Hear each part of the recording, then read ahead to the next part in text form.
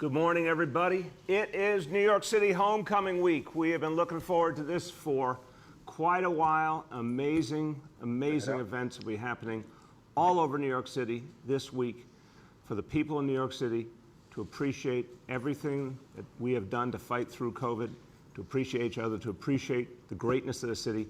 And we're welcoming back all our friends from the tri-state area, from around the country. Come experience everything great about New York City. So Homecoming Week is a celebration of our strength and what we're focused on, a recovery for all of us, a recovery that reaches every neighborhood, every New Yorker. That's what we're working on every day. To get there, we've got to defeat the Delta variant. We all see the challenge. We have one mission now on our pathway to recovery: defeat Delta. It can be done through vaccination. The whole key is vaccination. We keep learning this over and over. We're seeing problems in other parts of the country where folks have not gotten vaccinated, but New Yorkers continue to come out in strong numbers to get vaccinated, and that's going to make all the difference. So we have real challenge here, but we know what we can do to fight back. So we announced a week or two ago the Key to NYC. And the Key to NYC is an approach that makes clear the power of vaccination. It is the ultimate encouragement to get people vaccinated, to say there are so many amazing things in this city that you can participate in if you're vaccinated. We want people to enjoy the fullness of the city, but you got to be vaccinated to do it. Since we made that announcement, we see our approach being emulated around the country in New Orleans, San Francisco, other places. New York City, once again, leading the way, showing that we can make a difference in fighting Delta through vaccination. Now, today I'll be signing an executive order, and this will make very clear the Key to NYC initiative begins tomorrow, Tuesday, August 17th.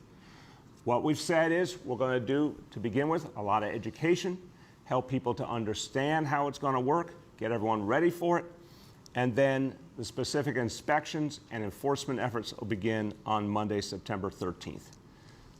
Look, I am absolutely certain this is going to motivate a lot of people to get vaccinated.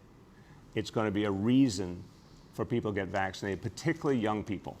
And we know how important that is. We know one of the biggest areas of concern is reaching younger New Yorkers, our 20-somethings, 30-somethings who need to be convinced that it's so powerful to be vaccinated. This is going to be one of the ways we do it. We have been out there talking to business owners. We have planned, based on that feedback, a canvassing effort going to literally businesses in every zip code over the next 3 weeks, educating people, helping them understand how it's going to work. We're also providing support for businesses, launching nyc.gov/key to NYC. You can get all sorts of information there. You can get information from 311, from our Small Business Services hotline. Small Business Services is going to be out there talking to businesses, meeting with business organizations, small businesses, bids, to get them all engaged. We're also going to do a huge advertising campaign to make sure people know how this works and why it's so important. And it's easy. All you have to do is show proof of vaccination. That could be a CDC paper card, that could be an Excelsior Pass, an NYC COVID Safe app, whatever works. All you got to do is show that proof and have ID as well, and it's straightforward. Now, we're saying get at least the first vaccination. Of course, the goal is to get everyone fully vaccinated, but get at least the first vaccination, and you'll be able to work or enjoy indoor dining, indoor fitness, indoor entertainment, concerts, movie theaters, etc. We know that this is going to reach hundreds of thousands of people, convince them it's time, again, particularly young folks, and we know one of the biggest reasons this is going to work is that New Yorkers, we love our arts, our culture, entertainment, restaurants. We love all these things. They're part of who we are. Knowing that the way you connect with these things is through vaccination is going to move people to get vaccinated. So this is what we're doing now. We're going to use this tool to fight the Delta variant. We're going to watch literally every day with our healthcare leadership what other adjustments we need to make. A lot of other options on the table, but this is the one we're focused on now. We think it's going to make a big, big impact. And we're going to get out there and educate people, and we're going to remind people that we really want people to take this seriously. Don't fool around with fake vaccination cards. By the way, it's against the law, and there are serious penalties for that. Just buy into this because it's going to work for all of us. It's going to make us all safer. And a lot of businesses have said that to us already, that they believe this creates an environment that they can depend on for their customers, for their employees. This is actually going to work for them. I want you to hear from one of the greatest restaurateurs in New York City. He is famous in this city, but he's famous all over the country as well for what he's created, for what he's shown us on television as one of the great chefs of this country, for what he's created with restaurants. I'm very proud to say he's Brooklyn born, and he's done great work everywhere, but his greatest work has been right here in New York City. My pleasure to introduce Chef David Burke. Thank you, Mr. Mayor. It's a pleasure, it's an honor to be here today to represent New York City's hospitality business and restaurant industry, which has been disastrously affected by the pandemic, and a pandemic which is clearly not over yet. The new vaccine mandate going into effect today for indoor dining is, in my opinion, a great initiative that points us in the right direction. It'll keep the industry from being shut down again. Plus, it will give the public a new sense of security when dining out, which will encourage more people to do so. So I think it'll be good for business. It'll hopefully encourage some people who have been wavering to come out and eat to do so. Their dining and other indoor activity will be severely limited for those that do not get vaccinated. Fear of missing out is a powerful motivator. Also, the mandate gives me as a restaurateur a new sense of confidence in knowing I am providing a safe environment for my guests and also for my employees. Both have had some reservations about their safety in any restaurant with the surge of the Delta variant. Concerns that were growing. More of their concerns than mine will be put to rest. And the fact that the vaccine mandate is going into effect when New York Restaurant Week still has 7 days to go, counting today, is a boon. There are hundreds of restaurants throughout the city offering great $21 meals, $39 deals for delicious lunch and dinner menus that people should be taking advantage of. So far, we've been very fortunate this Restaurant Week that business has been good. We got one more week left, so if you haven't taken advantage of it, go online and check it out. And now you can do so safely. So thank you. Thank you. And David, first of all, I want to say to everyone, Restaurant Week, this is the longest, best Restaurant Week we've ever had in the history of New York City. Another week to go. David's exactly right. Take full advantage of this. Amazing deals. Get to some of the places you've always wanted to go. But David, thank you. You're truly a leader in the hospitality sector. And what you're saying to people is this makes sense for the safety of all and the security of all, everyone knowing what the ground rules are. And thank you, and we really appreciate everything you're doing, employing so many New Yorkers and giving an amazing experience to so many New Yorkers. Well, thank you. It's great to be here. Excellent. Thank you, David. Now, everyone, hearing one of our great chefs believe in this, that's a powerful message for sure. I want you to also hear from our health commissioner, because he understands how important it is to get everyone vaccinated, why this is kind of approach that can make a huge difference. He understands that the key to NYC is a difference maker as a strategy, but also he's going to give us an update on new guidance from the CDC related to third vaccine doses. We all know with COVID, there's always new information, always new developments. Our job is to keep New Yorkers informed, provide guidance, provide support. Here to give you an update, our Health Commissioner, Dr. Dave Choksi. Thank you so much, Mr. Mayor.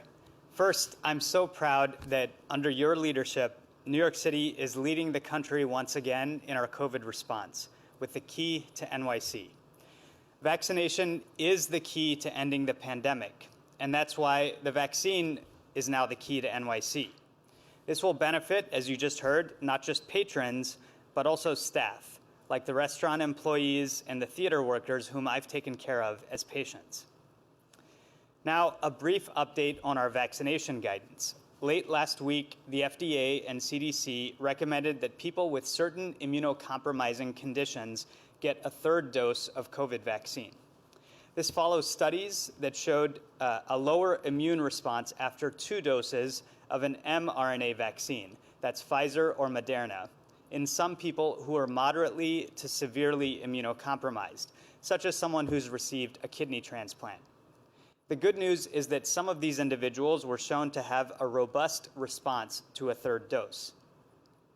The types of conditions covered in the update include active treatment for cancer, organ transplant recipients who are taking immunosuppressive therapy, people who've received a stem cell transplant in the past 2 years, or people with advanced or untreated HIV. For other health conditions like diabetes or heart disease, we do not recommend a third dose at this time. Other New Yorkers may also be asking, what about me? Should I get a third dose? Will I need one in the future? The simple answer is that right now you do not.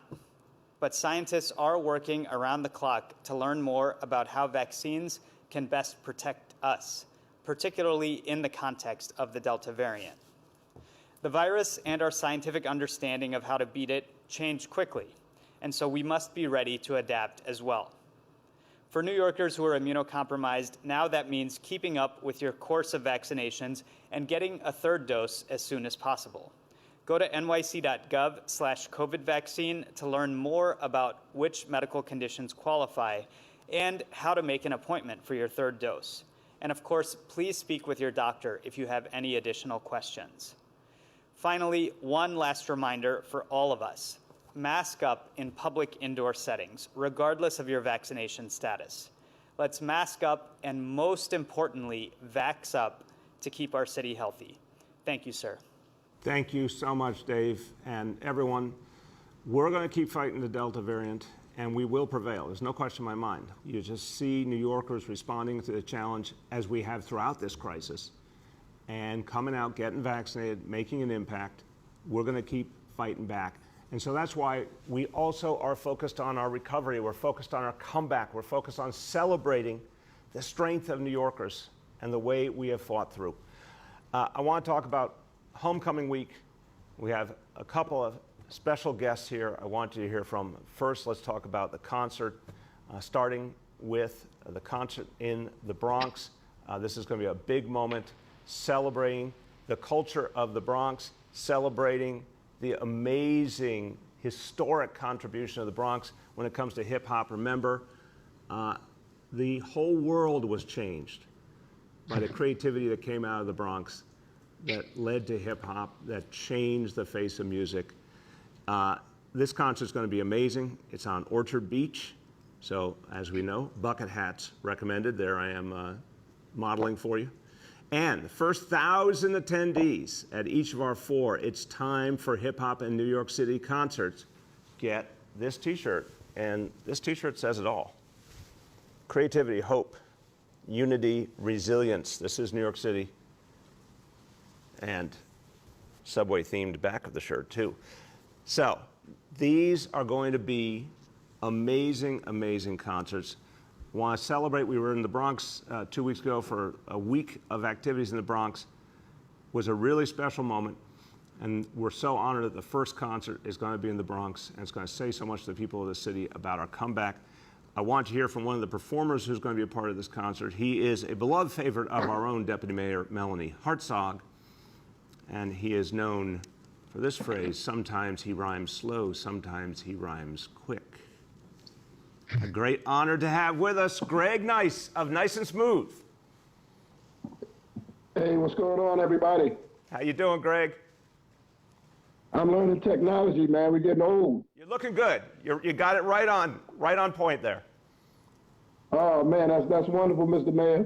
We was up all night last night out here in Philadelphia doing a concert here with a lot of my buddies that's on some of the shows that's coming up at the Homecoming Week. And we did a big after party here. You know, Philadelphia is the second city to me after New York. They get down just like how we get down. This is going to be an amazing week. I'm so happy and so honored to be able to do this thing at Orchard Beach. This is one of the first places that we shot one of our music videos at in 1991, was on Orchard Beach. So this is really like a homecoming reunion for me and my partner Smooth. Well, you guys have made such an impact, and I'll tell you, when we had our week in the Bronx, whenever I mentioned the lineup and we talked about what you guys had done. People, just this warm smile came over people's faces, and just a real appreciation. So I didn't know your first video was Orchard Beach, so this is really a homecoming for you. Oh yeah, we was on Orchard Beach for 2 days, and we went on Channel 31, WNYU, with Ralph McDaniels, the early days of Video Music Box, and we announced that we were going to be on Orchard Beach this weekend. Everybody come out. Hundreds and hundreds of people came out, all the way till today, that some of the young ladies I see in the street, they go, "We were in your video." I'd be like, "You're a grandmother now." Oh, wait, what year was that, Greg? That was 1991. Well, you're having your 30th anniversary reunion with Orchard Beach there, so that's going to be an amazing moment. And listen, Oh yeah. thank you. These concerts are going to say so much about New York City coming back. Thank you for being a part of it. All right. Man, this is awesome. I appreciate you doing this. You're going down in history as the mayor with all the funk. There you You're going go. down with all the funk, baby. That is the highest honor I will ever Everybody's gonna receive. remember this. Yes, I can't wait to see you. New York is going to be on fire this week. All week is on fire. The Bronx is going to be on fire. Staten Island's on fire. Queens on fire. Brooklyn is on fire. And money-making Manhattan is on fire. You covered it all. Greg, thank you. We'll see you tonight, and thank you so much for being a part of this. All right, we get ready to get on the highway and make it back to New York City. Yeah. Drive safe. Okay. Have a blessed day, everyone. Take care. Now, homecoming week. 5 amazing concerts. But there's also a huge film component to this week that's going to be extraordinary. Rooftop films, we talked about this a few days ago, screening films in all 5 boroughs. But something very special is going to happen this week as well. One of the greatest, and I'm going to embarrass him a little bit here, one of the greatest filmmakers of all time, not just from New York City, but anyplace else. I talked to him some months ago, and he told me that he was coming out with a work that really would define New York City's resiliency and heart and soul through crises. And he was looking at the parallel between 9/11 and COVID. And it's very striking to think about this one place having been put through so much in just a few decades, but what we found out about New Yorkers, what we found out about our heart and soul. And I gotta tell you, when people used to talk about New York City's days being numbered, I always said they just didn't understand New Yorkers. But someone who understands us and has chronicled our life like no one else has. He's chronicled the life in New York City, love letter after love letter, tough, cold eye at the same time about our strengths and our weaknesses. And as my wife Charlene likes to say, no one has captured African-American culture better than our guest today, and he will be premiering on Wednesday night at Rockefeller Center. 2 chapters of New York City Epicenter's 9/11 to 2021 and a half. What a joy to have with us one of the greatest of all New Yorkers, ladies and gentlemen, Spike Lee. Thank you for those kind words, From the heart.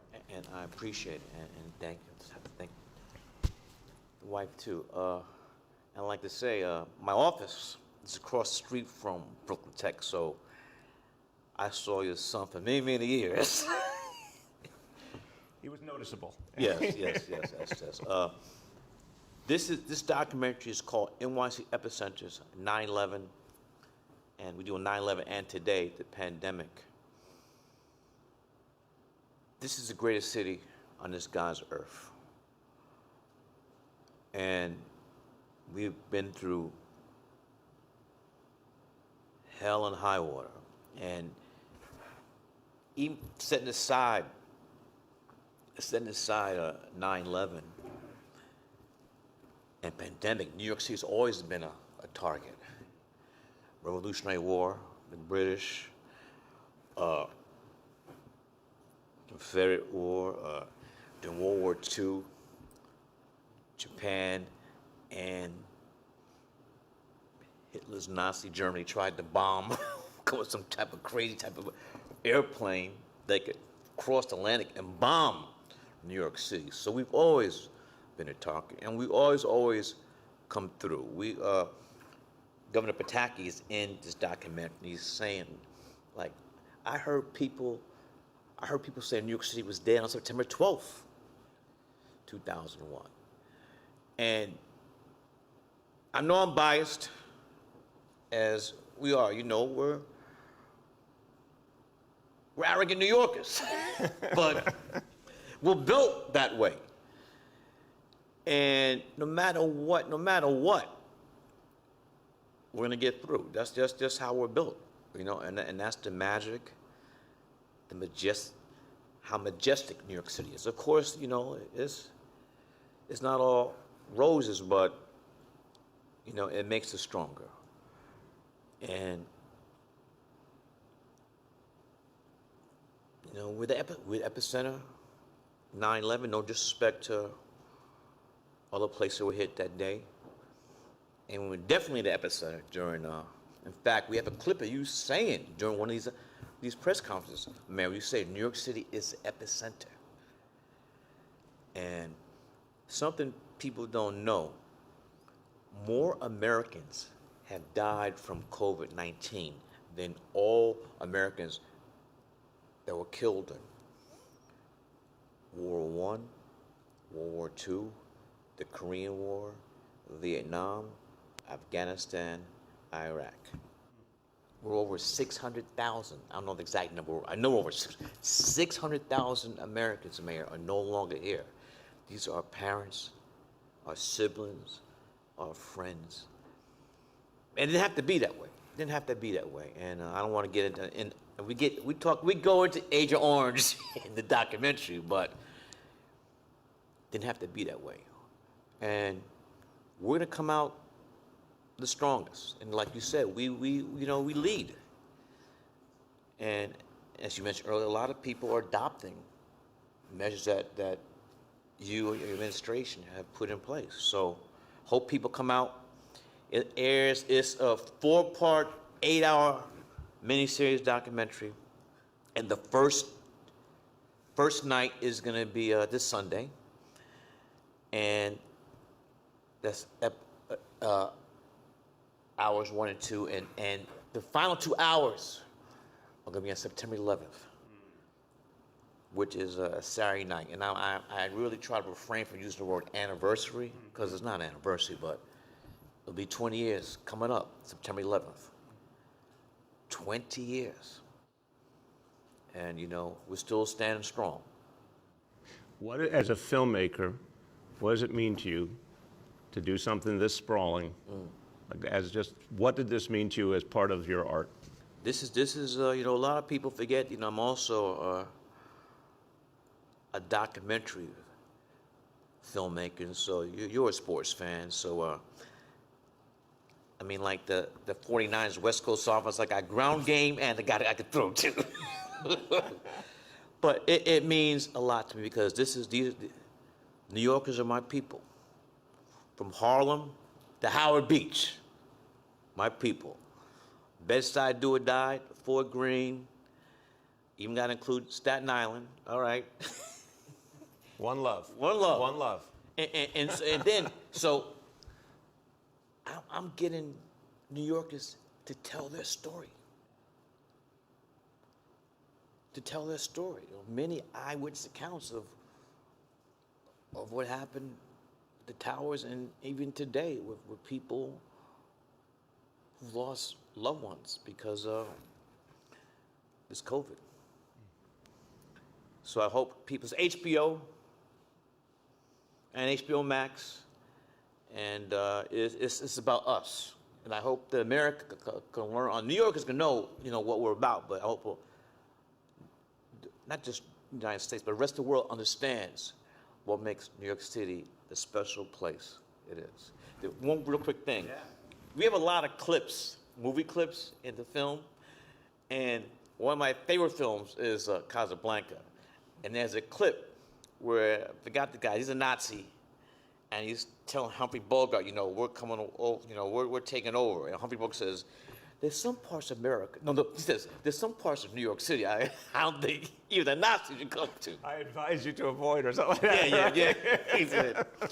So it is an act of love. It's an act of love, Mayor. I love it. I love it. Everybody, as Spike said, what he has created, absolutely unbelievable, and it's about us. And it's a time to appreciate who we are. If you find anyone who says New York City's over, tell them turn around, go the other way, because this place is a beacon to the world, and we are as strong as ever, in some ways stronger than ever. And we understand ourselves and see ourselves. And let's be honest, there were some New Yorkers that were former America's mayor. I know we're here, but and then the former president. So we cannot overlook the fact that they're from here too. We got to be honest. You're an artist. Thank You look at the whole truth. Everybody, totally an honor for all of us to have you here, Spike. And everyone, you've got to see this, because every New Yorker has to experience what Spike has created. For this screening and for all the amazing films this week, go to nyc.gov/homecoming week. But if you can't see it at the screening, go see this on you. HBO. Where the screening is? Yes, Rockefeller Center. Yes. Oh, I'm sorry. Rockefeller, I got it wrong. My bad. Rockefeller Park. That's different, everyone. I read my cue here wrong. All right. Rockefeller Park. Hey, I messed up at the Cannes Film Festival, so don't tell Yeah. I'm just here at my little desk at City Hall, not the Cannes Film Festival. Again, all the facts, how to see all these screenings, nyc.gov/homecoming week, but also check out the entire film on HBO. This is going to be a powerful moment. Can I just say that? You have to. It's going to be an honor for me to have the world debut outside Yes. in front of 2,000 New Yorkers. It's going to, That's the way it should be. yes, The people's premiere. yes. Now, I want Spike to stay for one more thing so he can offer a comment. We talked about this in my office a few moments ago. So, the end of last week, we got some powerful new facts, not rumors, not people. Facts. Facts. Thank you, Spike. Facts. Because we had a very, very exhaustive census count in this city, mind you, in the middle of a pandemic. I want to tell you, take a moment to appreciate all the folks from the census effort, all the grassroots community organizations who participated. They went out literally door to door in the middle of all this last year, because that's what the U.S. Constitution says. You have to take the census every 10 years. And no matter what, they went out because they knew getting New Yorkers counted meant we would have the representation we deserve, but we'd also get the resources we deserve from the federal government. If we weren't counted, we would lose the money that our people needed. So these brave souls went out and took a count that astounded everyone and how complete it was despite the pandemic. And here now is what the United States Census Bureau said at the end of last week, that New York City's population is now at its all-time highest ever, 8.8 million. What do you think of that, Spike? Well, you told me that this morning. I was surprised, because not hearing this from New Yorkers, it was just there's this narrative like people are fleeing New York City. They're fleeing like everybody's leaving, and when and if you hear that enough, I was kind of like maybe buying this false narrative. But now you got the facts. Facts. What the facts say again? Let's go over it again, shall we? One more time. 8.8 million, largest population in the history of New York City. Don't believe the naysayers. Don't believe the hype. Don't believe the hype. Don't believe the doubting Thomases. And by Shout the out way, to Public Enemy. yes, got that in there too. Spike and I were also talking about making sure this is a city for everyone. And that is why creating and protecting affordable housing, giving people, kids, families, free pre-K, 3K, giving people a living wage, these are the things we do to keep this a city for everyone, because the only way New York City works is if every kind of person is here. and not a gilded city, not an exclusive city, but a city for everyone. And again, That we talked about, I said that if because of the cost of living in New York City, Yep. Mayor, if black and brown people are no longer can afford to live here, that's not gonna be New York City. and that's why we make sure there's a city for everyone, now and to the future. The magic formula, the secret sauce, is everyone together. New Yorkers, And you have shown that better than anyone in history, in my humble opinion. thank you. Thank you to everyone who made the census happen.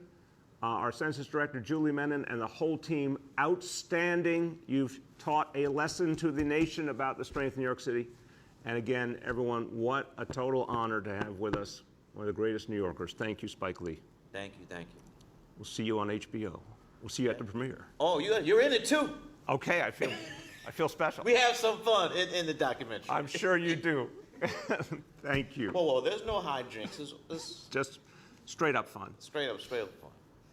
All right, now we were having some fun over here, but let me now go to something somber, which is what's happening with our brothers and sisters in Haiti. After everything Haiti's been through, it's almost unbelievable that there was another devastating earthquake this weekend. Huge Haitian American population here, grieving, suffering right now, worried about their loved ones. And obviously all those who are suffering in Haiti, we've got to be with them. So we're immediately mobilizing New Yorkers to support Haiti. Please, let's do that together. Let's provide the resources they need because they are going through so much. And it's just been one challenge after another. So please, if you can help Haiti, donations can go through the Mayor's Fund. You can go to nyc.gov/fund. We're going to get resources down there immediately. We're also providing mental health support in the Haitian American community. People are traumatized by all these crises and not even knowing what's happened to loved ones. So we'll have mobile mental health support out in Haitian American communities this week, 9 a.m. to 5 p.m. at the Haitian American Council Training Center in Brooklyn at the Evangelical Crusade Christian Church in Brooklyn. You can go there in person, or anyone who's dealing with a mental health challenge or trauma because of this situation, you can always go by phone. You can call 888-NYC-WELL 24/7, multiple languages, including Haitian Creole. I want you to hear from one of the leaders of the Haitian American community and a leader of Brooklyn. She is also the chair of the City Council Committee on Mental Health, and I know she's feeling this crisis and feeling it for her people. Council member Farah Lewis. Good morning, Mayor de Blasio. Happy to see you, and I just want to say thank you for your help and for partnering with me to provide grief counseling and mental health support for New Yorkers, particularly our Haitian brothers and sisters who lost loved ones on Saturday after the 7.2 magnitude earthquake struck Haiti. The aftermath is definitely heart-wrenching and devastating, with more than 1,300 deaths and 5,700 people injured. And as the search for survivors continues amid the destruction of homes, hospitals, houses of worship, our local roads, these devastating numbers are expected to rise. And the graphic images that we see on TV, the fear and the fatigue that we saw aired globally in 2010 during that earthquake and Saturday's earthquake definitely opened and reopened old wounds that we never fully healed from.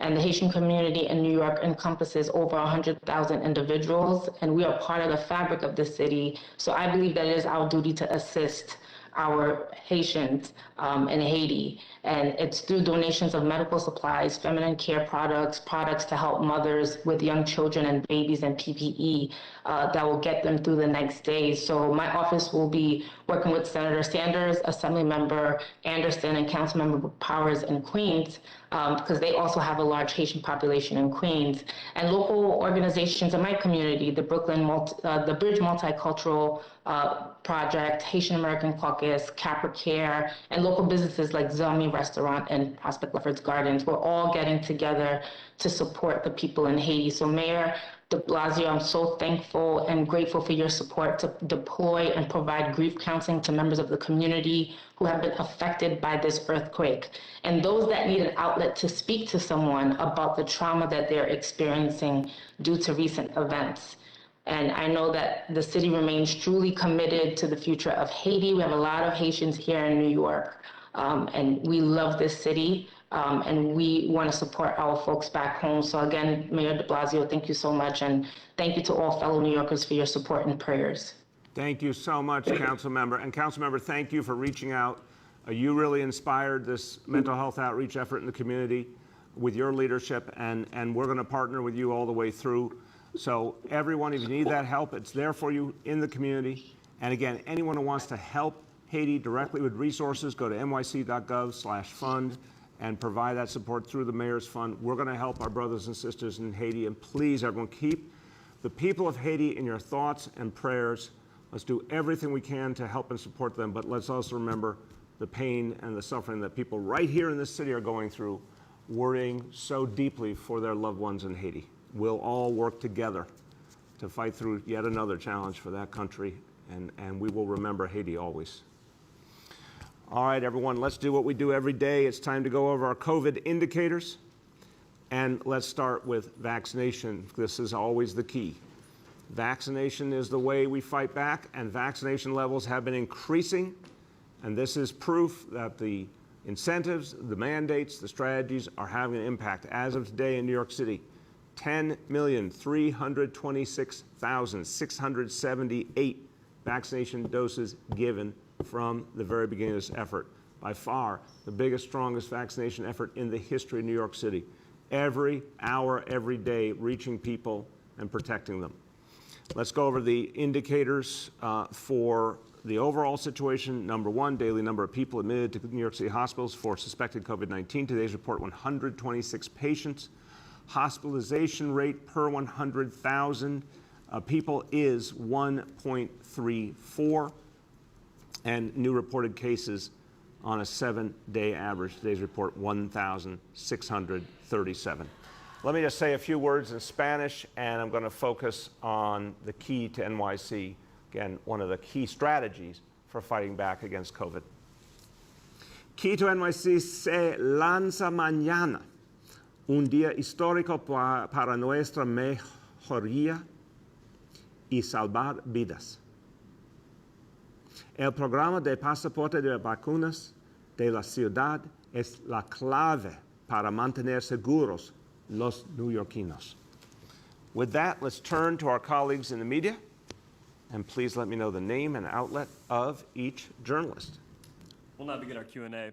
As a reminder, we're joined today by Dr. Choksi, by Small Business Services Commissioner Janelle Doris, by Do-It Commissioner Jesse Tisch, and by Senior Advisor Dr. Jay Varma. First question today goes to Andrew Siff from WNBC. Good morning, Mr. Mayor and everyone on the call. Mayor, I wondered your thoughts on this. As well-intentioned as the homecoming concerts are, and the key to the city, if you will, the new rules with regard to the vaccine, do you have any concerns that by encouraging people to gather with one shot in them, not fully vaccinated, after they're at dinner or after they're at a concert, they're doing indoor gatherings with family members, some of whom are vaccinated, some of whom are not, that there isn't a stronger message about avoiding gatherings until Delta is better under control? That as much as you want to celebrate the city's return, how concerned are you that we're at a very precarious point on the Delta resurgence? Well, it's a very important question, Andrew, and I thank you. And we're always looking for that balance. But I'll tell you something, this is absolutely strategic to say to people to fully participate in the life of the city and to love and enjoy this city, go get vaccinated. We believe it's going to make a huge impact. We're obviously seeing a real uptick in vaccinations already. We made a decision weeks and weeks ago. The whole ball game is vaccination. And once you make that kind of profound strategic decision, you throw everything you got at it. We are not interested in half measures. We're interested in vaccination. So making vaccination something that allows you to enjoy all that's good in life, and knowing that that first dose provides protection to begin with, but much more importantly, gets you on the road to the second dose, and that's what we see overwhelmingly, that people go back and get that second dose. That's how we built this strategy. So we're watching every day for any areas of concern, but the key is always to move vaccination as aggressively as possible. Go ahead, Andrew.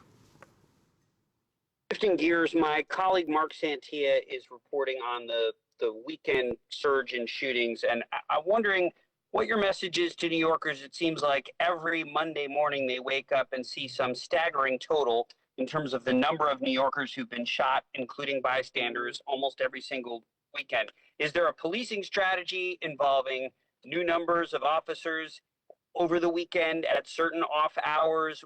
What is it you can do to try and stop this constant weekend outburst of gunfire? Andrew, it's another important question. NYPD is clearly changing the reality on the ground and working with neighborhood partners. We went over with all of you what happened in June, what happened in July. We see a major change happening. We've got more work to do, unquestionably have more work to do.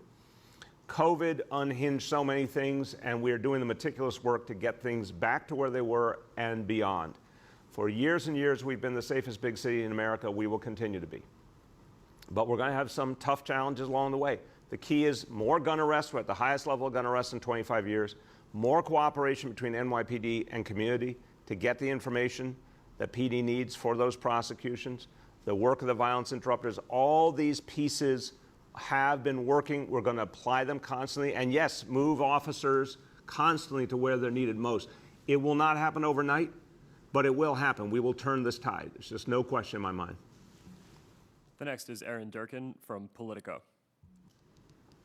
Hi, Mr. Mayor. I first of all just want to nail down a couple details about the vaccination mandate. So I think most of us were under the impression, as were some businesses, that it was taken effect today. So did something change there, or what? Can you just clarify that? And then also, can you just go into the details of all the locations? Are there any new ones being added compared to the original announcement, or is everything the same? So, Aaron, yeah, we said the week of August 16th, and we needed to just get a few more of the fine tunings going there to address it. And so we wanted to get this word out today, put everything out there, start it formally tomorrow. But again, the first month is going to be very much about education, engaging businesses, making sure we answer questions, showing people how it works. We've, as you can see on the screen now, we've been clear with people about the kinds of facilities, indoor dining, indoor entertainment, indoor fitness. Those are the areas we're focused on now. And we're going to move this and then from there determine what else might be necessary. Go ahead, Aaron. And then secondly, Chicago and LA on Friday announced a requirement for teachers to be vaccinated. Are you getting closer to imposing such a requirement here with school starting? Aaron, we're looking at all options. I've been really clear, all options are on the table, and I have used the phrase from the beginning, we're climbing the ladder. We're going to apply any tools that we need to keep people safe and to deal with Delta. So I don't have an announcement for you today, but stay tuned because we're going to keep looking at each and every tool we need to use when we need to use it. The next is Elizabeth Kim from Gothamist. Good morning, Mr. Mayor. Hi, Elizabeth. How you doing? I'm good. My question is, could you or the health commissioner tell us how many city workers have been vaccinated since you first announced the Vaxxer test rule? Since we first announced what? I'm sorry. The get vaccinated or submit to weekly testing rule. So you're saying since the mandate was announced, Dave, do you have that roughly at your fingertips, or do we need to get it back?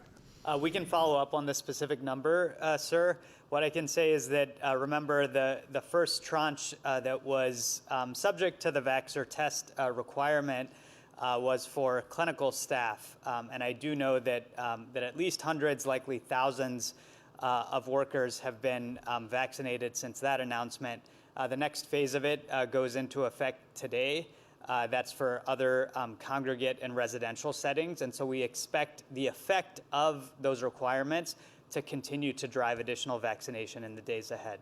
Elizabeth, we will get you specific numbers, but let me do some overall. This is not just city workers. This is the city as a whole. Combination of the incentive and the various mandates, which I think really do work together. We've seen a 30% increase in vaccination over the past week, and if you go back 2 weeks, it's been a 52% increase in vaccinations for the city on a weekly basis. And then last week, for the first time since early June, we saw over 100,000 first doses in a week. So there's no question that this is having an impact. I think it's going to have a lot more impact as it affects more and more city workers, but we'll get you the numbers as we have them today. Go ahead, Elizabeth. And I know you've said that you anticipate that this first month of the vaccine mandate for indoor dining and gyms will be about disseminating information, but I was wondering if you could be more specific about the penalties. The penalties for a restaurant or gym not complying, and also for the fake vaccination cards that some people might be tempted to try. Yeah, really, really key questions. Elizabeth, so first of all, I'll start and Dr. Choksi and then Commissioner Jesse Tisch can add. On the falsification of a vaccination card, that's actually a serious offense, falsifying an official document.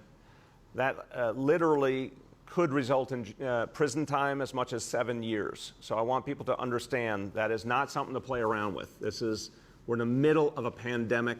The vaccination card's a pretty sacred document to tell us who's vaccinated, who not. Don't even think about falsifying it because there could be very, very serious consequences if you do. As to the penalties, so again, our goal here, Elizabeth, is not to penalize restaurants and indoor entertainment, fitness, to educate for a month, get everyone clear about what they need to do, and just make sure people do it. If we get non-compliance after that much education and that much of a grace period, we won't hesitate to give penalties, but we certainly hope to not have to do that often. And our experience last year showed us that we didn't actually have to do too many penalties, luckily. Most people complied readily. But my understanding is that the typical situation, a first offense, for example, is $1,000. A second offense is $2,000. I think a third is $5,000. We'll get you all the details, but it's an escalator approach to make clear that people have to conform with the law. Dr. Choksi and then Commissioner Tisch. Thank you, Mayor. And that's exactly right. So starting with the penalties for noncompliance, as a reminder, these would go into effect as of September 13th of this year. Any establishment that is subject to the mayoral executive order that's found to be non-compliant would be subject to a fine of $1,000 on the first offense. And as the mayor just said, those fines can escalate with repeated offenses beyond that. In terms of the concern about fake vaccination cards, the most important point is that a fake vaccination card constitutes fraud and will be prosecuted as fraud by that individual. We will have recourse for people to report if they are encountering fake vaccination cards, both at the city level through 311, as well as at the state level through the state attorney general's office. The final thing that I'll say is that another part of the requirement is that any establishment that's subject to the executive order is required to post a sign that describes what patrons and staff should expect. That's now available online at nyc.gov/key to NYC. Thank you. Thank you. And Commissioner Jesse Tisch has played a key role in putting together this initiative. Anything you'd like to add? Thank you, Mr. Mayor. I have nothing to add. That was very complete. Good. And I also see we have Small Business Services Commissioner Janelle Doris. Anything you'd like to add? I think he's out there. Thank you, sir. Only that we have an extensive outreach plan for small businesses to make sure that they know all that is needed to comply. And we start that this week. We start that actually tomorrow. We're in the streets speaking with small businesses and also partner with our bids, chambers of commerce, and other small businesses groups. So folks are well aware of all the information and make sure that they have the requirements that are met, but also we're there with them hand in hand. That's what we've been doing from the start of this pandemic. So we'll be here for you. You can call our hotline if you're a small business. We want to make sure that you have everything that you need to comply. And Commissioner, you and your team have done a great job working with small businesses from the very beginning. I want to thank you for that. You've been out there at the front, hands-on. But you know I like to always have you remind people of your hotline number for any small business that needs help.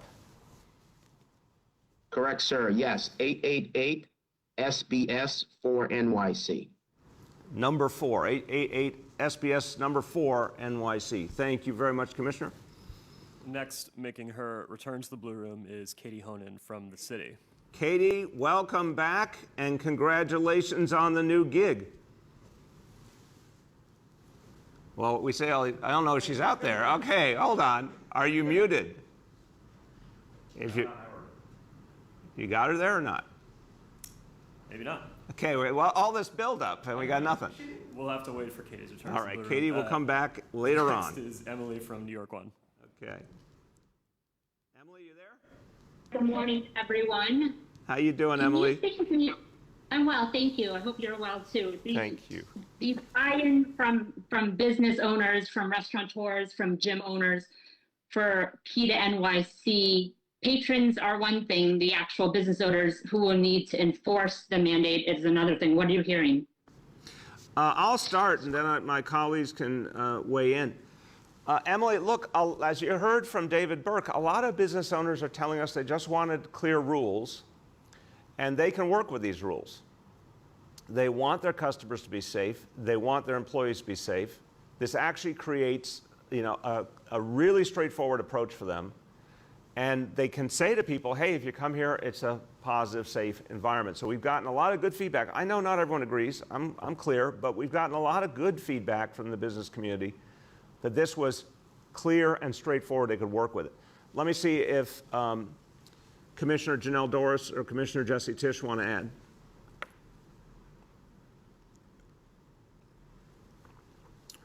Sir, just to say, to echo your point, certainly we heard from multiple groups, multiple sources as it pertains to the advocates from the small business community. And the one thing I think we heard echoed throughout was consistency, knowledge and understanding exactly what the rules are. That's our role here at SBS. We will continue to do that. And then, of course, making sure that whatever is being asked of them is outlined and easily accessible. And that's what we have as pertains to the rules, regulations, requirements. They're in various languages. Again, we're doing webinars, training, outreach to make sure that all businesses know what they need to comply. Thank you very much. Go ahead, Emily. Mr. Mayor, with respect, of course, speaking of clear and straightforward, the mandate we thought had begun today, but it's to begin tomorrow? Yeah, again, let's be clear, Emily, fair question, but we said the week of the 16th, and we were trying to be clear that we were working out some final details. But the bottom line is this is a period in which we are educating folks, we're answering questions, meaning we're going to businesses, we want them to start applying it, but we're not penalizing them. So we're telling businesses starting tomorrow, apply this rule. If you have any questions or concerns, reach out to the city, we'll work with you. But there are not going to be any penalties until the week of September 13th. And I also would say to you, Emily, a lot of businesses wanted to do this and started doing it even last week because they had that right as a business to make their own standards. And a lot of businesses are already complying because they see this as something that makes sense for them. Go ahead. The next is Henry from Bloomberg. Henry? Henry. Okay, you got him or not? We do not have Henry. You have Katie. We do have Katie. You have Katie, The next is Katie from the city. Katie. Hey, can you hear me? There. Now, I want to now formally congratulate you. You can hear me? Yes, can you hear me? Oh, thank you so much. Yeah, I can hear you. All right, welcome back. Great, thank you. Thanks. I wanted to follow up with Emily's question. There seems to be some confusion in business owners, or I guess they're concerned about, although this is very well intentioned, a lot of it sort of falls on them, already kind of a tax workforce enforcing these rules. Are you concerned about any real blowback or any, really strong negative reaction to this rule and how it would affect the small business owners and the sort of the people working as a hostess or a bartender and having to enforce this. And does the city have any other resources, any trainings or other kind of guidance to help people as they're getting used to this? That's a really important question. In terms of training guidance, I'll turn to, in a moment, Commissioner Doris and Commissioner Tisch if they want to give any sense of how that's being done. But let me emphasize, first of all, Katie, I think the notion that it is a government mandate to address a pandemic, there's a whole lot of people that can make sense of that. And they understand it's not the individual restaurant making that decision, but it's something being done for the good of people overall. Obviously, we're seeing various mandates now all over, including the United States military. So this is not a new idea. People are smart. They're getting the message that we really have to deal with the Delta variant. It's a whole new ballgame. But second, I'd say, remember that so many places already have a procedure for checking people. Obviously, restaurants and bars with checking IDs when people get alcohol, for example, or other check-in procedures, people showing ID at a fitness club, whatever it might be. So it's not like an entirely different concept. I think it's going to go quickly and smoothly in the vast majority of cases. And if they need support, if they have questions, that's what this whole month is for, to really get people clear on how to make it work before any enforcement begins.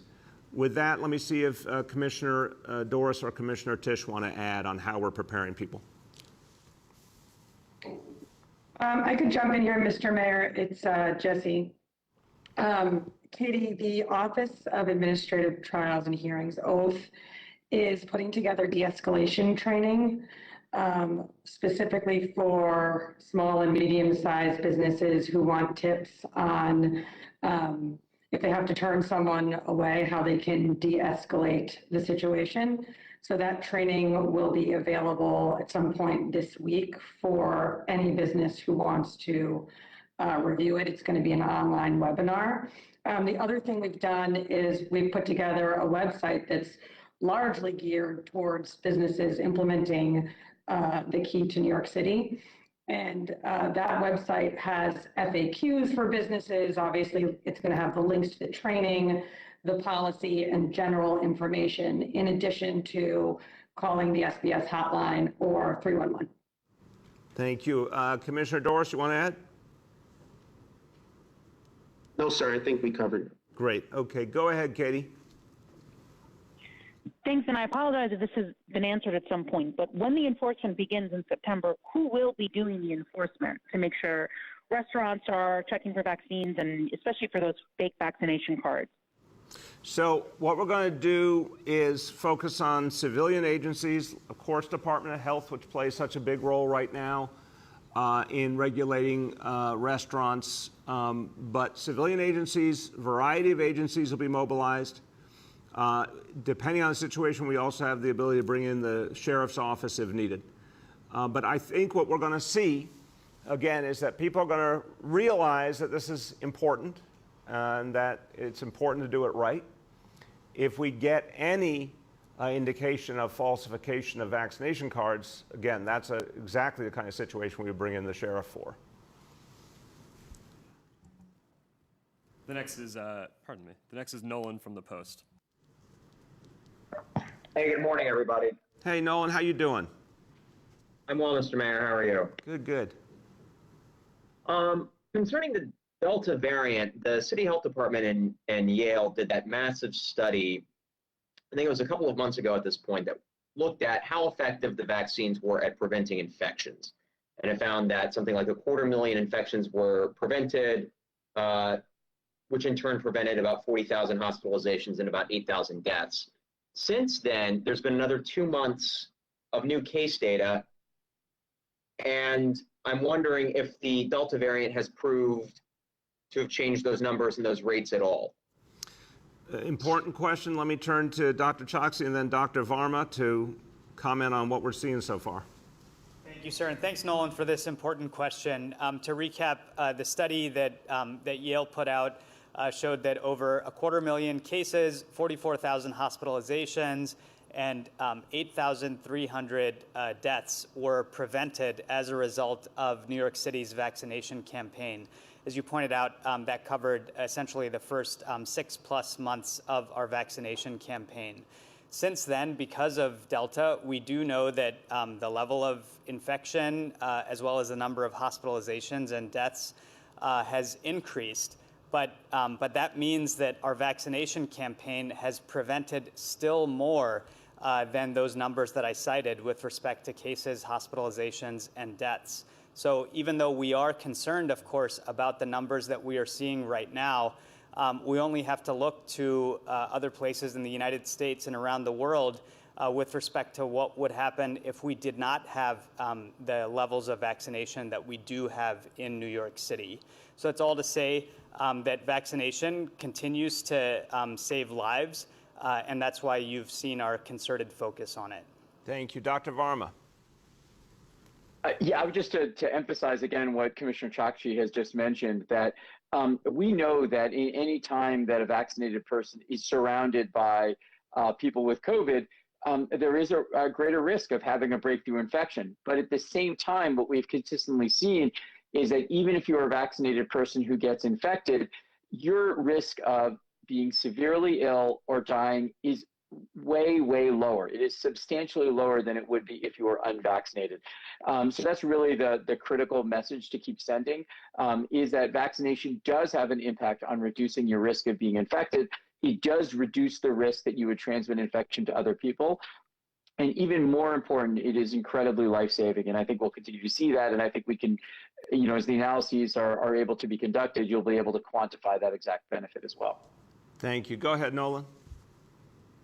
Yeah, so just to follow up on that point, you say as the analyses are conducted, we'll be able to quantify that benefit. Does that mean the benefit has not been studied to the point where it can be quantified? So, for instance, if Pfizer was effective at preventing 95% of, reducing the rate of infection by 95%, which is an extraordinary number, do we know what that number is today for Pfizer versus the Delta variant?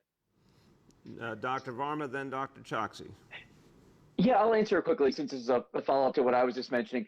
So I think that the reason, I use that wording is because we know that the real world effectiveness of a vaccine, and this isn't just for COVID vaccines, this is for every vaccine ever developed, never matches exactly what you get in a clinical trial, because there are so many different variables that could impact how you might get infected, what your medical history is, et cetera. So, quantifying that impact over time was referring specifically to that issue you were saying, which is how many infections have we prevented over time?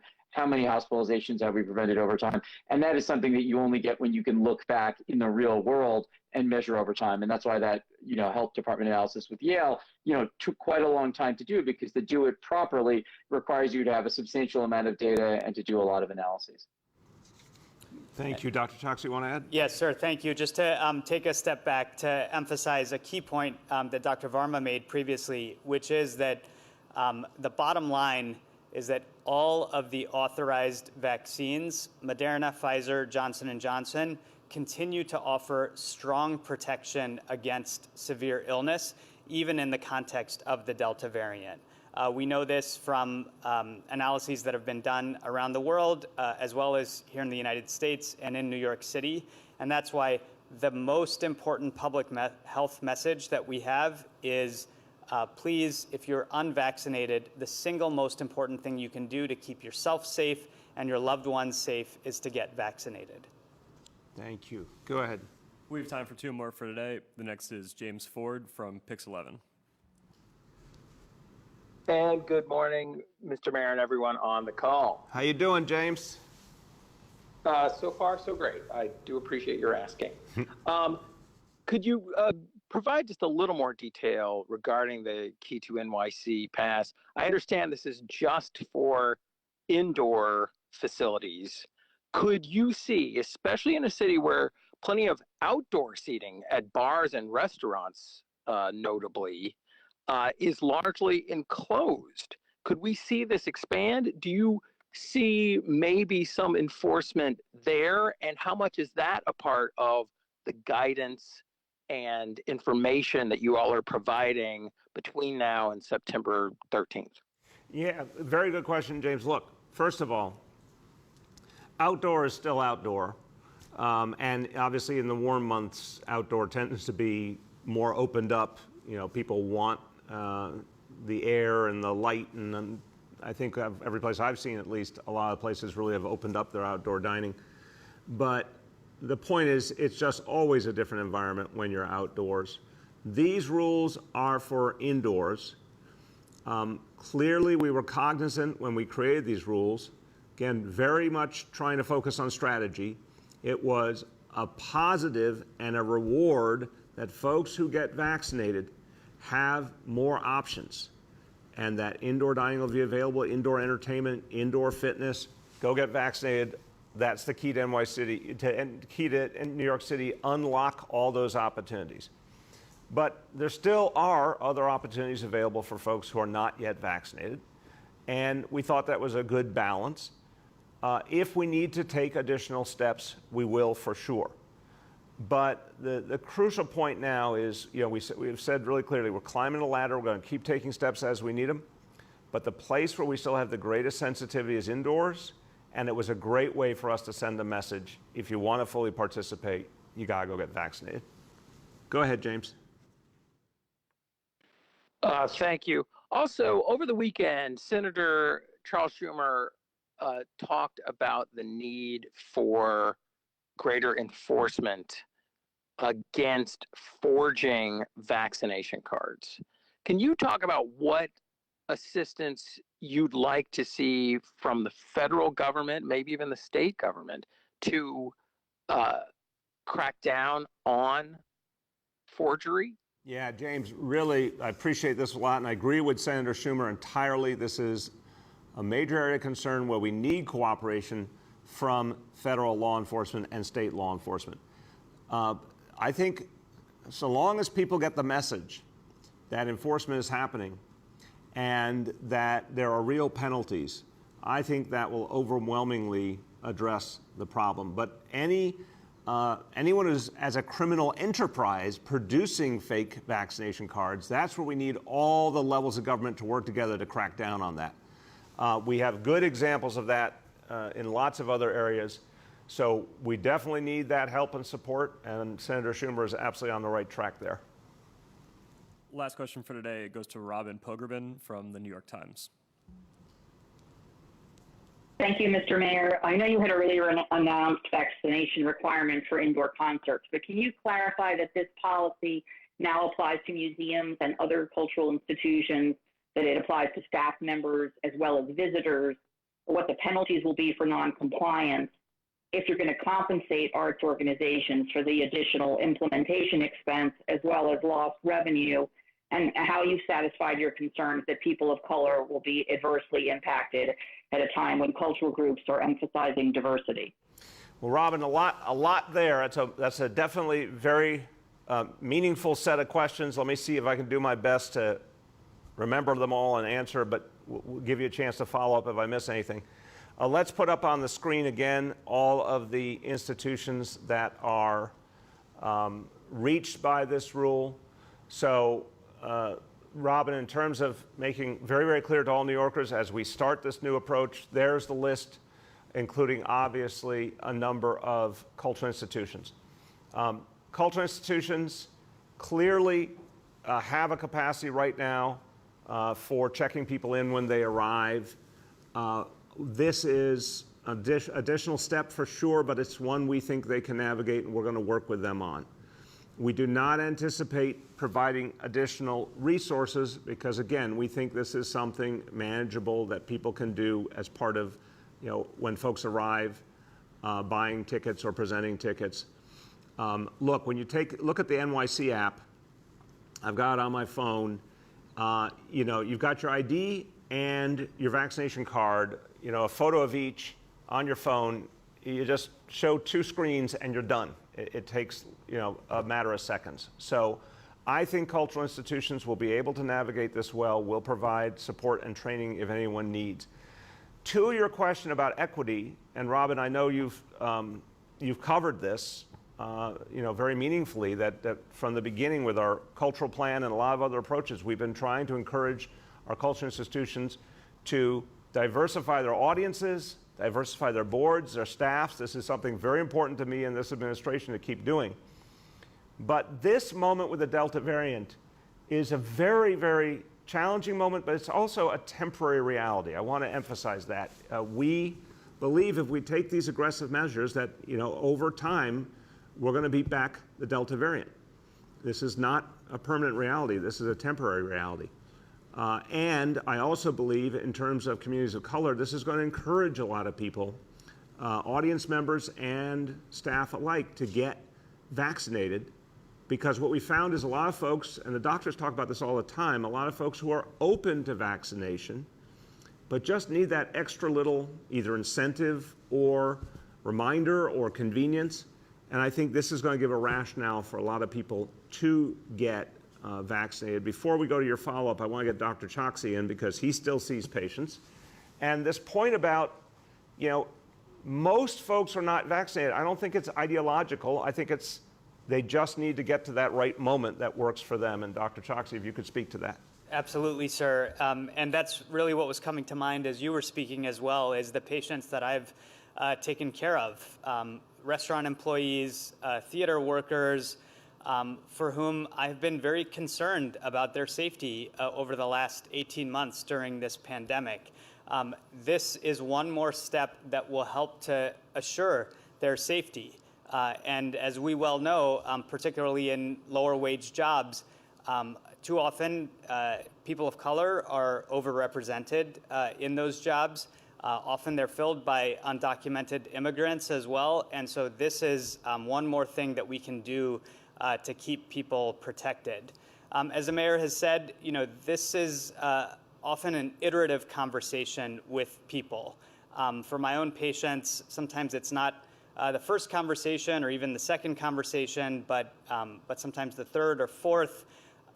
And having things like our vaccine requirements, as well as the $100 incentive and lowering barriers to access for the vaccine, all of these things taken together are contributing to the increase in vaccination rates that we're seeing, but we have to push further because of our concern about the Delta variant, and that's what today's announcement represents. Thank you very much, Dave. Go ahead, Robin. Thank you. I appreciate your being so responsive. The one point I wanted to just return to is, I have one cultural organization saying to me that they were the first to shut down, they were the last to reopen, and that the whole field has not been given the measure of relief others have, that they do feel that this implementation is going to sort of be insult to injury in the lost revenue they already have with reduced capacity. What would you say to that? Robin, first of all, I really value our cultural institutions truly, and we saw during the pandemic that they went through a whole lot. They went through a lot of difficulty, a lot of challenges, but we also saw as they started to reopen what a boost it gave, what an energizing reality it was for New Yorkers. We are defined by our arts and culture in this city. So having arts and culture come back, having performance come back, meant a huge amount to New Yorkers and gave people hope. Now, I would argue, though, we have provided a lot of support working with the City Council in the last budget. We increased cultural funding in a variety of ways. We also saw support from the federal government. So no, I don't think it is anything but trying to get us where we need to go ultimately. So Robin, to me, defeating the Delta variant is the best way to support cultural institutions because it brings us all back. And we cannot defeat the Delta variant without a focus on vaccination. I know that when people see this mandate, we're seeing it already with city workers. Some folks it's not surprising as a human factor. You just need sometimes to hear, hey, you know what? For a long time, this was optional. It's not optional anymore. For a lot of people, it's like, okay, I'm just going to get this done. I want my job. I'm just going to do this. And for a lot of the patrons who go to the cultural institutions, to know they're in a safer environment because everyone's vaccinated. We've heard this from so many different organizations, businesses, cultural organizations. People prefer to know they're in that safer environment. So I think that's a real positive. It's not them doing it to anyone. It's a decision by the city of New York applied to everyone equally. I think that helps a lot. And, you know, the incentives that we've encouraged people to take advantage of so they can get vaccinated. I think all these pieces move us forward to the day not long from now when we won't need these rules, and then our cultural institutions can open up 110% in every way. So I'm always listening to them, but I really think this is the right approach to get us where we need to get, and I think the cultural institutions will find it works, and the folks who go and enjoy these institutions will appreciate it. And with that, everybody, again, so much happening, good things happening this week, recovery happening this week, homecoming events, a reminder of how strong we are, and that ultimate confirmation with the census. New York City, literally biggest population we've ever had because people love to be here. New Yorkers love to be here. People from other places love to come here. And we're going to keep this city moving to its recovery. Thank you, everybody.